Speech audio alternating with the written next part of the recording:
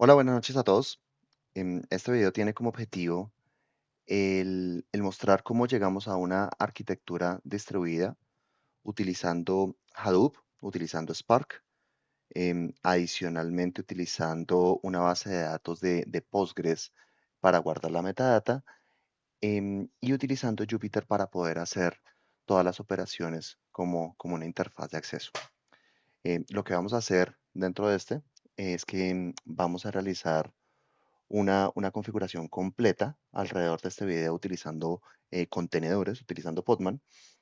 Y esto lo que va a ser capaz es de realizar transacciones o de realizar una separación de lo que sería el almacenamiento, el poder de cómputo y la metadata en tres componentes de infraestructura diferentes, lo que nos va a permitir que podamos almacenar una gran cantidad de información dentro de nuestra máquina, incluso dentro de nuestra máquina local, utilizando un poder de cómputo que no sea tan alto. Incluso si nuestro computador no es tan bueno o tan reciente, podríamos llegar a levantar un escenario completo de Big Data para poderlo explorar. Al final de este video, lo que vamos a ser capaces es de obtener un escenario como este, en donde observarán, yo una, mm, estoy corriendo una solicitud a una API en donde cada vez estoy trayendo 5.000 registros. Vamos guardando en este momento 3.530.000 registros. Estos registros se están almacenando dentro de nuestro disco duro en Hadoop, utilizando alrededor de 12 gigas, si lo ven acá. Esto va a ir creciendo a medida que nosotros vamos haciendo, 12.87 gigas. Y finalmente vamos a tener nuestro worker, nuestro trabajador de Spark, realizando todas las configuraciones. Em, un taller bastante interesante, es un workshop que vamos a estar realizando. Em, pues vamos a iniciar primero con la explicación de la arquitectura. Para la arquitectura que estamos montando, básicamente lo que estamos teniendo es una aplicación completa, un entorno de analítica de datos, en donde en una primera instancia tenemos una base de datos Postgres en versión 15 con un esquema de tipo SQL que es de una plataforma que se llama Hive. Es un desarrollo como tal que se hizo para almacenar los metadatos dentro de la base de datos. Esta base de datos no va a tener los datos como tal de nuestro data lake, sino que va a contener únicamente la información que le va a indicar a Spark de dónde puede sacar la información. Por otro lado, vamos a tener un HDFS, que significa Hadoop Distributed File System. Esto lo que va a hacer es, vamos a tener un espacio apartado dentro de nuestro disco duro y dentro de nuestros contenedores, que vamos a tener el name node, que es el contenedor, el primer contenedor que va a tener toda la información de en dónde están los discos distribuidos. Y vamos a tener un data node en un contenedor por aparte, que va a funcionar como nuestro primer disco. En teoría, la arquitectura de HDFS lo que nos va a permitir es que nosotros podemos añadir tantas máquinas como querramos, y el objetivo precisamente es que esas máquinas sean independientes. En este escenario particular, como lo estamos poniendo todo dentro de un único computador para hacer un entorno de taller, vamos a crear únicamente un único data node. Y esto pues porque la escritura a disco puede llegar a ser un cuello de botella, porque si tenemos dos o tres contenedores dentro de este, pues es el mismo disco duro sobre el que estamos teniendo. La idea en un entorno productivo es que sean máquinas diferentes y que sean independientes, que se comuniquen por red, y este name node es el que precisamente recibe todas las peticiones y empieza a distribuir el almacenamiento y la escritura hacia el data node. Básicamente nuestro Hadoop File System nos va a servir como data lake y posteriormente nos va a servir también como nuestro lakehouse para cuando tengamos la información depurada y convertida a partir de una metadata, para que podamos hacer unas peticiones incluso utilizando SQL.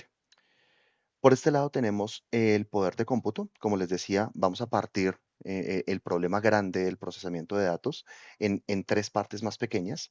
Vamos a dejar contenedores explícitos de lo que sería el almacenamiento, luego otros contenedores que van a tener todo el poder de cómputo, los que van a moler los datos como tal, este poder de cómputo también vamos a tener un Spark Master que es el que dice cómo va a distribuir el trabajo.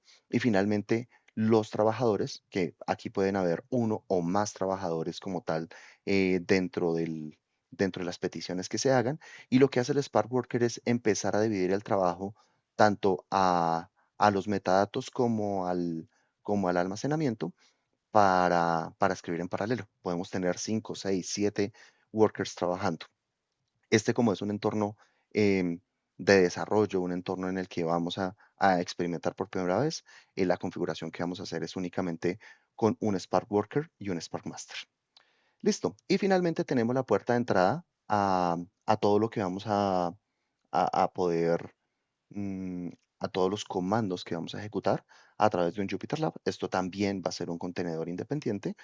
Nos va a servir como cliente en el que un usuario se va a poder conectar directamente a través del puerto 8888 hacia ese Jupyter y empezar a dar las órdenes desde allí. La base de datos de Postgres como tal, el Metastore, vamos a tener dos temas particulares. Por un lado, vamos a podernos conectar con cualquier cliente SQL. Voy a utilizar DBeaver en este momento para demostrar pues cuáles son las cosas que están dentro de la base de datos de metadatos. Y vamos a descargar como tal, les voy a dejar dentro de los recursos del taller y el video, cuáles serían estas SQLs, que básicamente lo que hace es una inicialización sobre el modelo de datos de Hive. Esto lo vamos a dejar para que se ejecute en la primera ocasión y cada vez que levantemos la máquina, con el objetivo de no dejar que nuestro Spark cree como tal la información dentro de los metadatos, sino que directamente ya utilicemos la información el esquema como tal que tenemos descargado para ellos. Mm, Dentro de nuestra máquina vamos a tener montados una carpeta compartida que va a ser la de notebooks. Ese volumen de notebooks va a estar explícitamente publicado para el Jupyter Lab y va a ser donde podamos guardar el trabajo que vamos ejecutando. Todo esto va a estar dentro de un Podman y lo he replicado con Podman porque realmente eh, soy un fanático de lo que sería el software libre. Docker tiene ciertas características de licenciamiento para utilizarlo en Enterprise y demás. Sencillamente, para no meterme con temas de licencia, si podía o no podía utilizarlo o si podía o no podía publicarlo, básicamente lo utilizamos con Podman. Vamos a utilizar una máquina, mi máquina como tal, que es una máquina Windows. Mi máquina tiene 32 gigas de RAM y tiene un procesador de, mm, de una buena generación de Intel. Sin embargo, voy a procurar no utilizar tantos recursos para que el taller pueda ser replicable en varios escenarios. Listo, pues este finalmente es como toda la arquitectura. Espero que haya quedado claro. Tengo un ejemplo de esto montado ya en una máquina Linux independiente. Y en esta máquina, si ustedes observan, tiene 16 gigas disponibles, pero incluso montando todo con todo en ejecución, está llegando únicamente a consumir alrededor de 6 gigas en este momento. Y está pues guardando todos los datos, como podrán ver, dentro de Hadoop, está guardando toda la información. Entonces, pues, igual, esperamos que con el avance del taller podamos montarlo primero sobre una máquina Windows y segundo, de que efectivamente el uso de recursos no sea tan exhaustivo para que pueda ser replicable. Bien, con esto pasaríamos directamente a cuáles serían los requisitos que necesitamos en nuestros Windows y luego una pequeña demostración de la puesta en marcha. Los requisitos como tal que vamos a tener sobre nuestro computador son requisitos básicos. En una primera instancia necesitamos ver si nuestro procesador y nuestro equipo ya tiene las capacidades de virtualización o no. Esa es una de las primeras cosas que tenemos que ver para tener un entorno basado en dockerización. ¿Cómo se hace? Para verificarlo, sencillamente lo que podemos hacer es con las teclas Control Shift Escape vamos a acceder a lo que sería el administrador de tareas. Dentro del administrador de tareas, lo que vamos a hacer es verificar si el procesador como tal tiene las capacidades de virtualización. Dentro de rendimiento, lo que vamos a ver aquí es la CPU y este esta parte de acá donde ven velocidad de la base, sockets, núcleos, etcétera, verán virtualización. Si su máquina ya está lista para poder tener contenedores, va a decir habilitado. En caso tal que no, em, tienen que acceder a la BIOS de cada uno de sus portátiles y habilitar esos escenarios de virtualización. Generalmente con un reinicio y con una combinación de teclas se puede acceder a la BIOS, pero infortunadamente es diferente para cada uno de los, de los procesadores y de los modelos de portátiles y de computadores que existen. Mi recomendación, pues sencillamente vayan, busquen a internet, busquen su modelo, verifiquen cómo se entra a la BIOS y van a tener que buscar algo que tenga que ver como con virtualización o también se llama BTX. Este sería el primer escenario. Luego de que corroboremos de que efectivamente nuestra virtualización está habilitada, vamos a pasar al segundo escenario. El segundo requisito es WSL. Básicamente es un subsistema de Linux para Windows. Lo primero que vamos a hacer es verificar si efectivamente está dentro de las características que tiene nuestro Windows. Entonces nos vamos a activar o desactivar características de Windows y nos va a aparecer un cuadrito como este. En ese cuadrito vamos a bajar y debe estar marcado o desmarcado, dependiendo de lo que tengan ustedes. Asegúrense que esté marcado subsistema de Windows para Linux. Lo marcamos, le damos a aceptar, él va a empezar a realizar la instalación y posiblemente me pida un reinicio.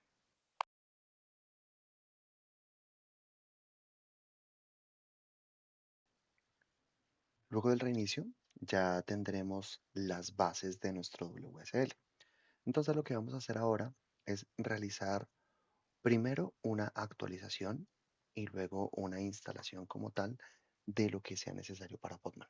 ¿Qué vamos a hacer? Vamos a acceder a nuestro PowerShell. Dentro de nuestra PowerShell en modo administrador, perdón, ¿qué tenemos que hacer? PowerShell, clic derecho, ejecutar como administrador. Sí. Dentro de esta PowerShell, básicamente lo que vamos a hacer es un WSL install. Listo. Eso lo que va a hacer es descargarnos una versión de Ubuntu. em, Nos va a instalar, luego veremos que vamos a tener la aplicación Ubuntu dentro de nuestra máquina y sobre esta vamos a empezar a ejecutar los comandos que vamos a necesitar para Podman.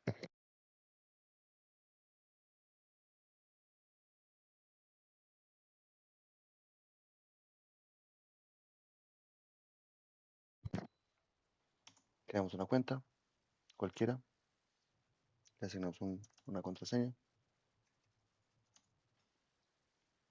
Listo, salimos. Luego de que tengamos nuestra versión de Ubuntu instalada, que significa que nuestro WSL está funcionando, vamos a hacer un update. Esto sencillamente para corroborar que efectivamente la versión del más reciente del subsistema de Windows ya está instalada. Em, Vamos a verificar cuál es la versión que tenemos de WSL. ¿Listo? Y es importante que tengan algo muy parecido a esta 2.6.2. Si tienen una versión anterior, vamos a tener problemas porque Podman solamente funciona a partir de la 2.0. Listo. Con esto ya tendríamos el requisito del WSL. Vamos a nuestro tercer requisito. Bien, nuestro tercer requisito es Podman. Entonces lo que vamos a hacer es acceder a cualquier navegador. En el navegador vamos a ir a podman.io. En podman.io vamos a darle descargar y vamos a descargar el CLI para Windows, versión 5.7.1. Yo ya lo tenía instalado varias veces. Lo que vamos a hacer acá también es realizar clic derecho, ejecutar como administrador y vamos a instalarlo para todos los usuarios dentro de la máquina. Nos pide si vamos a utilizar Windows Hyper-V o WSL. Básicamente vamos a utilizar WSL que ya sabemos que está en versión 2.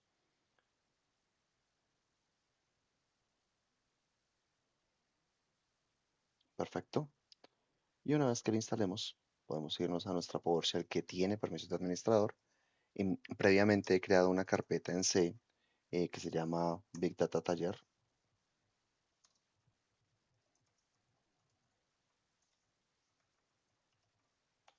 Listo, esa carpeta no tiene absolutamente nada. Y sobre esto, lo que vamos a hacer es un Podman Machine Init. Esto lo que va a crear es una máquina virtual, un Linux que se va a descargar sobre el WSL para poder ejecutar los comandos de Podman.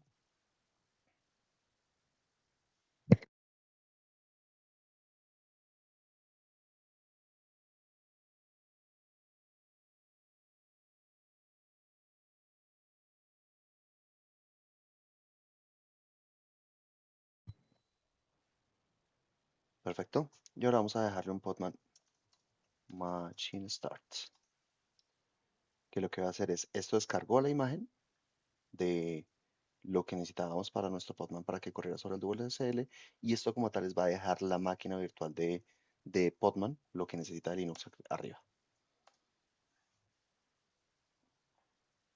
¿Listo? Perfecto. Si ven este mensaje, significa que ya tenemos nuestro tercer requisito completado. Bien, el cuarto requisito va a ser una versión de Podman Compose que lo que va a hacer es ayudarnos a partir de un archivo plano a empezar a levantar todos los contenedores que necesitemos. Como vamos a necesitar varios contenedores, ya vimos en la arquitectura, es absolutamente necesario. Para instalarlo sin necesidad de instalar Podman Desktop, lo que vamos a hacer es primero verificar que tenemos Python instalado. Si no, pues descarguen cualquier versión con un Python menos version, podrán ver que efectivamente está, versión 3.14, perfecto. Y luego, a través de un PIP, podemos instalar Podman-compose, que básicamente es un script de Python que nos va a ayudar, perfecto, nos va a ayudar a tener absolutamente todas los contenedores arriba. Lo probamos, Podman Compose version, y excelente. Lo que tenemos aquí ya está bien. Vamos a verificar que sin permisos como tal de administrador, igual podamos acceder a nuestro Podman Compose version. Listo. Con esto tendríamos nuestro cuarto requisito completo. Ahora vamos a iniciar la puesta en marcha de lo que sería toda nuestra arquitectura. Dentro del video y en el foro les dejé un link con un repositorio que armé con la información que se necesita para poder tener toda la infraestructura de la que estábamos hablando anteriormente. Sencillamente utilizamos ese link y básicamente lo que hacemos es lo pegamos en un navegador. Con esto como tal ya básicamente tenemos los notebooks que habíamos hablado anteriormente, tenemos el esquema de 2.3.0 de Postgres, del esquema Hive, y finalmente también tenemos el Docker Compose y un Dockerfile de una máquina que me tocó hacer a mano. Luego lo vemos. ¿Qué hacemos con esto? Básicamente lo que podemos hacer es bajarlo como un punto zip. Una vez que esté adentro, eh, lo copiamos en nuestra carpeta que dejamos para acceder. En mi caso la dejé en C Big Data Taller. Listo. Lo descomprimimos.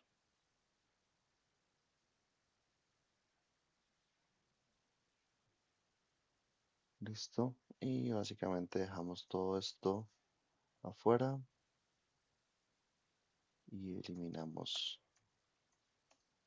lo que nos hace estorbo. Básicamente entonces vamos a examinar qué tiene cada una de estas cosas. Lo primero que quisiera ver con ustedes es el Docker Compose. Entonces voy a abrirlo sencillamente con un Notepad++. Ese Docker Compose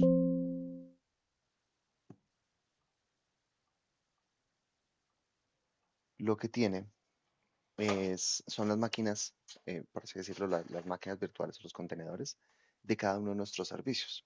Entonces aquí vemos, por ejemplo, que el almacenamiento de los metadatos va a estar utilizado en una máquina Postgres 15, donde vamos a guardar nuestro Hive. Vamos a utilizar como usuario Hive y como password HivePass, algo pues, relativamente sencillo. Evidentemente esto en producción debe ser otra cosa.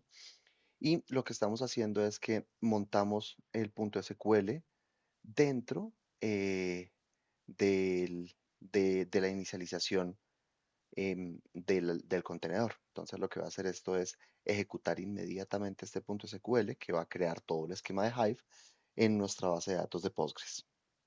Em, Aquí le asignamos 3 gigas de memoria, de máximo de memoria RAM de consumo. Pueden modificar esto de acuerdo a las capacidades de su máquina, pero pues este es el límite superior que va a tener eh, la máquina.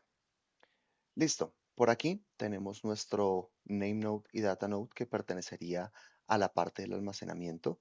Entonces, como verán, es una imagen de Hadoop 3.2.1. Esta imagen es vieja realmente, ¿sí? Sin embargo, pues es útil todavía porque tiene almacenamiento distribuido. Hoy en las empresas como tal ya no se utiliza Hadoop, sino que se utilizan componentes de almacenamiento en la nube que son más baratos, como S3, em, pero con el objetivo sencillamente de simular el taller, está perfecta esta imagen. Luego tenemos nuestro Spark, como habíamos visto, el Spark Master y el Spark Worker, con una imagen que tiene Spark 3.5.0, que es una imagen relativamente reciente. Este sí es muy bueno. Y básicamente con esta imagen oficial de Spark, lo que le estamos diciendo por un lado es que sea Master y por el otro lado que sea el Worker. ¿Listo? De cosas relevantes aquí, básicamente le tenemos que decir a Spark dónde está Hadoop, cuál es el name node, en dónde está, y básicamente también cuál es la dirección de la metadata a la que él va a tener que comunicarse. Pues como habíamos visto en la arquitectura, Spark se comunica tanto con el almacenamiento como con la metadata para empezar a escribir dentro de la base de datos SQL. Publicamos los puertos el 8080, básicamente para tener acceso al Spark Master y ver pues cómo van los procesos a medida que los vayamos ejecutando. Y depende claramente de que esté construido por un lado nuestro almacenamiento y por el otro lado que esté construida la base de datos de metadatos. Spark Workers funciona más o menos igual, es una imagen, la misma imagen de hecho que tenemos en el master. Em, de las cosas relevantes aquí, pues básicamente le tenemos que decir dónde está el Spark Master. Esto es una dirección DNS que resuelve nuestro Podman como tal y con un límite de memoria, como sabrán, de 3 gigas. Esto depende claramente de su máquina, de cómo la tienen configurada. La recomendación aquí es que dejemos por lo menos 1 giga para el levantamiento del sistema operativo y del contenedor en general y de los programas base que tiene como plataforma. Es decir, si más adelante lo vamos a ver, si vamos a utilizar el Spark Master y lo tenemos que levantar, lo levantamos con 2 gigas como máximo a nivel del Jupyter. No lo levantamos con las 3 gigas totales. Finalmente el Jupyter Lab, este fue una imagen como tal que se tuvo que construir. Entonces, esa imagen se encuentra aquí en este Dockerfile. En ese Dockerfile lo que hicimos fue utilizar la misma imagen que teníamos anteriormente, pero entonces le añadimos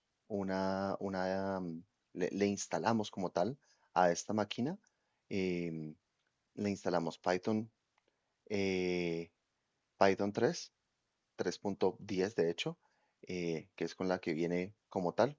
Sencillamente le instalamos el PIP y el def y instalamos Jupyter, Pandas, Matplotlib, Seaborn, Request y finalmente le instalamos PSpark 3.5.0. Eh, Le instalamos el Postgres, básicamente un driver de Postgres para que pueda revisarlo. Nos creamos el usuario por defecto para Jupyter, que es Hovjan, que esto es adoptado por la comunidad. Cambiamos los permisos como tal sobre lo que tenemos y exponemos los permisos, los puertos 8888 y 4040 y el 8888 es por donde nos vamos a conectar. Luego le dejamos por acá el token que posteriormente vamos a utilizarlo.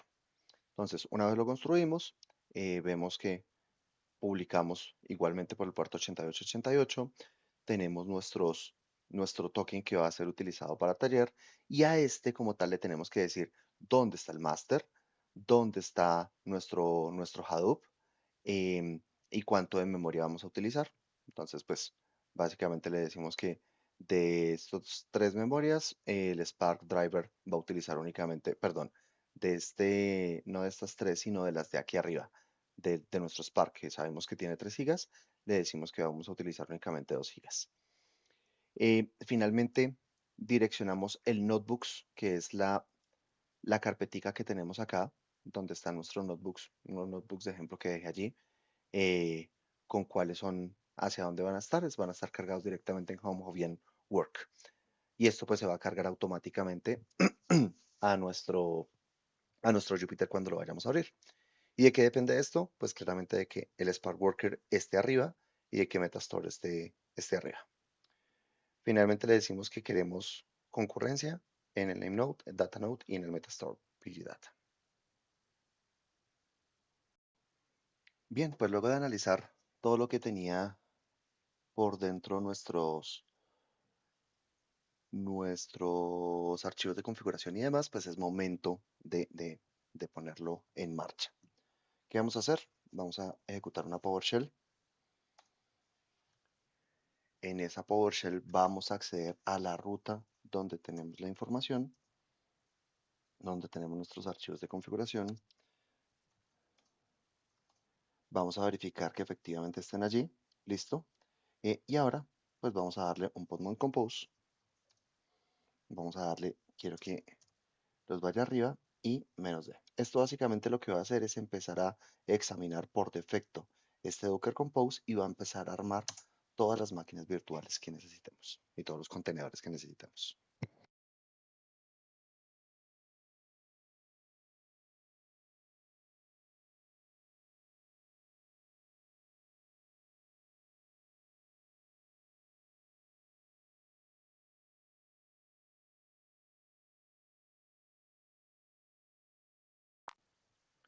Bien, una vez que nuestro Podman esté arriba, lo que vamos a hacer es pues explorar qué son todas las cosas que levantó.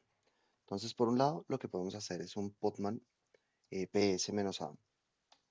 Con eso nos va a listar todo lo que tenemos. Tenemos el Metastore, nuestro Hadoop con el name node y data node, nuestro Spark Master y Worker y nuestro Jupyter Lab. 6 contenedores en total que puedo levantar. Todos los contenedores pues están arriba, están sanos. Si tuviéramos algo abajo, aquí básicamente en status podríamos observar que no está arriba. Como ya tenemos absolutamente todo, lo primero que vamos a hacer es tratar de ingresar a nuestro Jupyter. Entonces, Jupyter es la última máquina virtual y lo que el último contenedor, perdón, y lo que podemos ver es que el puerto que está expuesto es el 8888. Entonces, sencillamente lo que podemos hacer claramente es acceder a un navegador cualquiera y escribimos http://localhost 8888. Y eso nos va a redirigir hacia nuestro Jupyter Lab. A veces aquí pueden salir el token que es necesario para poder ingresar. Ese token, si se lo piden, si lo piden, es el token que dejamos dentro del Docker Compose. Aquí está el Jupyter token y es taller. Entonces, sencillamente en el cuadro de texto escriben taller y le dan enter y ya están acá. En la parte izquierda van a poder observar que tenemos nuestros 3 archivos, que es lo que montamos en el Notepad. Y vamos a abrir por el momento el primero que es ccoptr refactor. Ya hay varias cosas ejecutadas, no se preocupen, eso es normal. Entonces empecemos por la primera, le damos clic acá. ¿Qué estamos haciendo acá? Básicamente estamos importando algunos temas para podernos conectar. Nos estamos conectando a la base de datos de Postgres directamente que ya tiene los metadatos. Estamos iniciando Spark eh, y Spark lo estamos iniciando. Por un lado, diciéndole cuál es el máster. Por otro lado, le estamos diciendo cuánta memoria tiene que utilizar. Si recuerdan, estaban 3 gigas. Aquí vamos a utilizar únicamente 2 gigas. Le estamos diciendo dónde está el file system, dónde va a guardar la información y finalmente dónde está la base de datos de metadatos, que sería este. Luego, en este, básicamente le estamos diciendo que no cree el esquema de datos de Hive, pues porque nosotros ya lo creamos anteriormente con el punto SQL que habíamos ejecutado. Y finalmente que no haga una verificación de esquema, pues porque ya el script está verificado y demás. Ejecutado esto, básicamente lo que vemos es que Spark está listo. Ahora vamos a ver si nos podemos conectar desde Spark, con la sesión Spark, a una sesión .sql, como para ver que efectivamente todo está en orden con el Hive. Entonces, ¿qué hacemos? Pues creamos una base de datos temporal que se llama Test Connections. En esa base de datos mostramos cuáles están y luego pues eliminamos la base de datos. Entonces, borré Test Connection y borré Secop en caso tal de que existiera en una reejecución. Y aquí lo que podemos ver es que efectivamente está la base de datos por default y está la base de datos Test Connection que acabamos de crear, lo que significa que el acceso a Hive está perfecto. Todo esto de acá son warnings, por el momento los podemos ignorar, no hay ningún problema. Listo. Luego venimos a empezar a cargar los datos. Entonces, esta es la parte más interesante. ¿Qué pasa? Vamos a cargar los datos y aquí escogimos un landing path que sería nuestro Secop landing JSON. Aquí perfectamente podríamos poner bronce o algo por el estilo como para decir que son nuestros datos crudos. Y lo que vamos a hacer es que vamos a empezar a realizar peticiones y esas peticiones lo que vamos a hacer poco a poco va a ser escribirlas dentro dentro de nuestro HDFS, dentro de nuestro Hadoop. Y al final de eso, lo vamos a obligar a limpiar. Esta línea no es necesaria realmente, pero no importa, la quería dejar explícita para decir que vamos a liberar la memoria como tal que tenemos almacenada en RAM. Entonces, realmente esto no va a vivir en RAM, no van a vivir los 20.000 registros en la RAM, sino que van a vivir únicamente los 5.000 registros y se van a escribir dentro del HDFS y después de que se escriban, no va a quedar ningún rastro de ningún data frame dentro de la memoria RAM. Hay que tener mucho cuidado con esto porque en el ejemplo que teníamos cargado en el segundo, hay dos cositas acá. Una que el máster está generado como local. Esto pues es complicado porque estaríamos utilizando únicamente la memoria del Jupyter, que como vieron tiene su propio Spark, es absolutamente necesario que lo tenga, eh, pero no está utilizando el máster. Y por otro lado, en este escenario no se realiza liberación de la memoria RAM, lo que significa que toda la, toda la información está cargada en memoria RAM en el momento de ejecución. Por eso este caso, ahorita lo vamos a ver, lo que va a hacer es ocupar más memoria de la que debería. Listo, vamos a ejecutarlo. Mm, Este tercer pasito. ¡Tarán! Y ahora, ¿qué podemos hacer para ver que efectivamente está quedando en nuestro Hadoop directamente? Entonces, nuevamente, en el Docker Compose, nosotros vemos que el name node de Hadoop tiene expuesto un puerto que es el 9870 y otro que es el 9000. El 9000 es por donde se le están dando las órdenes, por lo tanto el 9870 es por donde podemos examinarlo desde una interfaz web. Entonces, ¿qué hacemos? http://localhost y vamos por el puerto 9870. El puerto 9870 entonces nos debe decir que el Hadoop, cuáles son las cosas que tenemos. Por este lado vamos a ver si efectivamente tenemos un data node. Aquí vemos que efectivamente nuestro data node está activo, que está en operación, que está, tiene bastante capacidad, una tera básicamente. Y en utilities podemos darle en navegar dentro del file system y aquí vamos a ver que efectivamente hay algo que ya se está creando. El user está nuestra base de datos de Hive y está Hovyan y finalmente nuestro Secop Landing Zone. Esta, como tal, Secop Landing Zone, es efectivamente lo que, lo que nos da el visto bueno para decir que efectivamente estamos guardándolo directamente dentro de nuestro Hadoop. Vamos a verificar que efectivamente esté. Entonces, como ven, Secop Landing Zone, listo, que es donde los dijimos. Y vamos a ver qué hay, qué hay.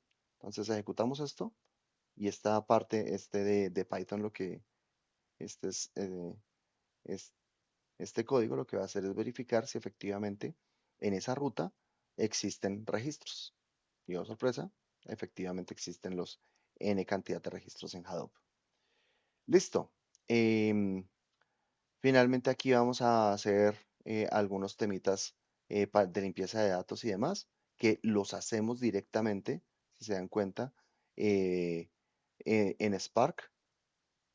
Vamos a leer el JSON y lo vamos a traer a un data frame y finalmente esto lo vamos a limpiar. Y al final de todo, pues básicamente mostramos si efectivamente estamos listos o no para poder cargar los datos.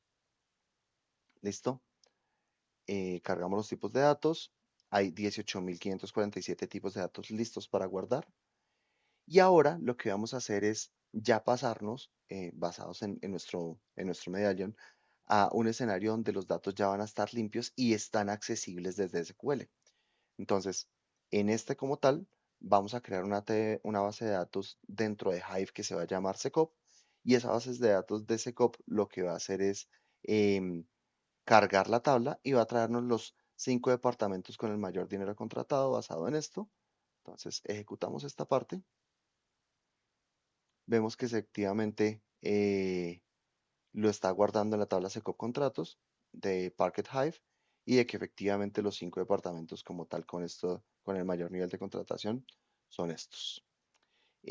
¿Qué podemos hacer? Pues vamos a ver nuestro HDFS que tiene ahora. Entonces nuestro HDFS lo que nos está diciendo es, bueno, ahora tenemos algo dentro del Hive y dentro de nuestro warehouse, listo, y vamos a tener nuestra base de datos SECOP base de datos, listo. Y como ya tenemos nuestra base de datos de SECOP, estos como tal son los archivos que ya están organizados y que ya tienen la metadata y que Spark pues puede interpretar como SQL y gracias a eso ya puede hacerlos. Entonces, vamos a verlo ahora de forma directa, como lo podemos ver. Mm, listo, entonces vamos a abrir un aplicativo. Si no lo tiene instalado, lo podemos instalar. Un aplicativo que se llama DBViewer. Entonces, para DBViewer, lo que vamos a hacer es tratar de crear una nueva conexión a esa base de datos de metadatos y vamos a ver qué tiene guardado ahí. Entonces, DBViewer, hay una versión community, la versión community es la que deberíamos descargar.